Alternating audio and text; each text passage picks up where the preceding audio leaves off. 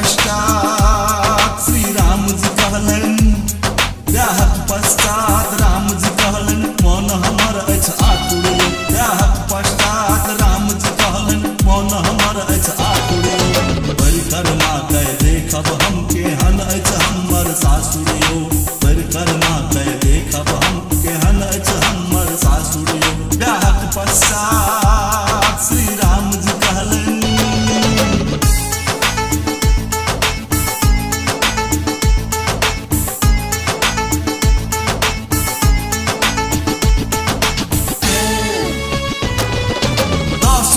पश्चिम सँ पूब 10 कोस उत्तर दक्षिण, रक्षा जकर सदेह करैत छथि महादेव संग राति अग्नि।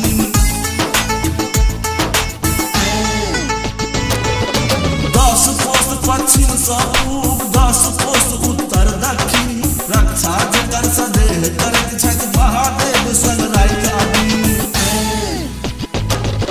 स्वर्ग सँ उत्तम अछि ई मिथिला, स्वर्ग सँ उत्तम अछि ई मिथिला, महिमा गाबै जकर सूर्यो। स्वर्ग सँ उत्तम अछि ई मिथिला, महिमा गाबै जकर सूर्यो। परिक्रमा कय देखब हमहूँ केहन अछि हमर सासुरियो। परिक्रमा कय देखब हम केहन अछि हमर सासुरियो। ब्याहक पश्चात श्री राम जी कहलन,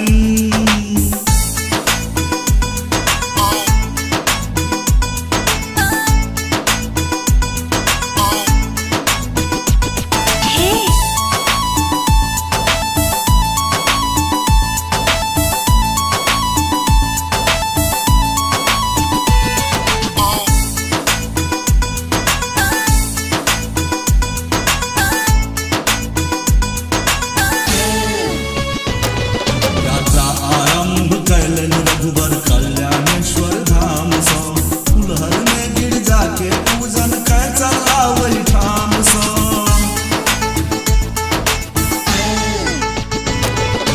यात्रा आरंभ कयलनि रघुबर कल्याणेश्वर धाम सँ, फुलहर में गिरजा के पूजन कय चला वही ठाम सँ। होइत मटिहानी गेला जलेश्वर, मटिहानी गेला जलेश्वर, आब मरै नहि दूर यो। होइत मटिहानी गेला जलेश्वर, आब मरै नहि दूर यो। परिक्रमा कय देखब हम केहन अछि हमर सासुरियो। परिक्रमा कय देखब हम केहन अछि हमर सासुरियो। ब्याहक पश्चात श्री राम जी कहलन,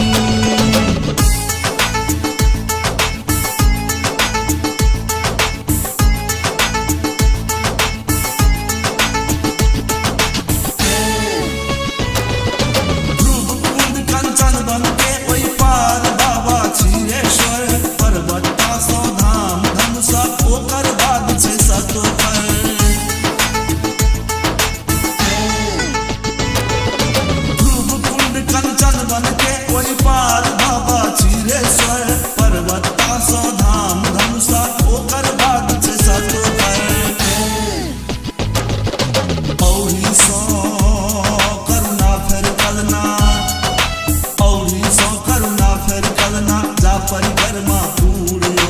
औरी सौ करुणा फेर कलना, जा परिक्रमा पूरियो।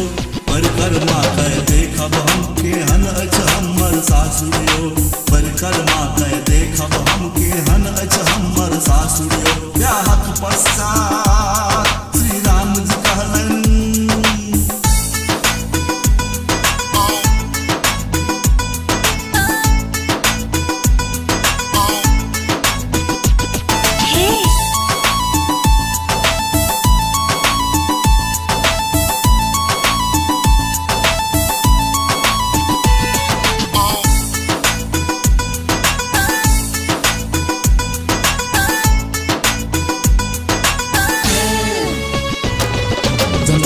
चलला होइत बिसोर त मन में आयल एकटा बात, देखब चारू दिस टहल क ससुर सास के राजस ठाठ।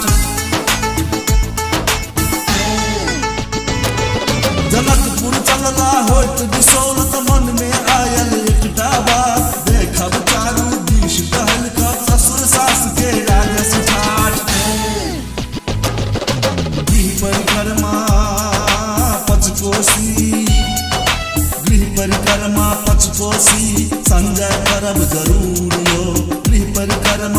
कोसी संजय करब जरूरियो परिक्रमा कह देखब हम केहन अछि हमर सासुरियो परिक्रमा कह देखब हम केहन अछि हमर सासुरियो ब्याहक पश्चात श्री राम जी कहलनि ब्याहक पश्चात राम जी कहलनि मन हमर अछि आकुरियो परिक्रमा कह देखब हम केहन अछि हमर सासुरियो परिक्रमा कह देखब हम केहन अछि हमर सासुरियो परिक्रमा कह देखब हम केहन अछि हमर सासुरियो परिक्रमा कह देखब हम केहन अछि हमर सासुरियो।